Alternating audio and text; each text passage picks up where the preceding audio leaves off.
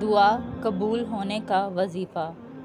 حضرت عبادہ بن صامت رضی اللہ تعالیٰ عنہ نبی اکرم صلی اللہ علیہ وآلہ وسلم سے روایت کرتے ہیں، آپ نے فرمایا، جو شخص رات بھر جاگ کر یہ کلمات پڑھے، لا الہ الا اللہ وحدہ لا شریک لہ لہ الملک ولہ الحمد وہو علی کل شیء قدیر، سبحان اللہ والحمد للہ ولا الہ الا اللہ واللہ اکبر ولا حول ولا قوۃ الا باللہ العلی العظیم۔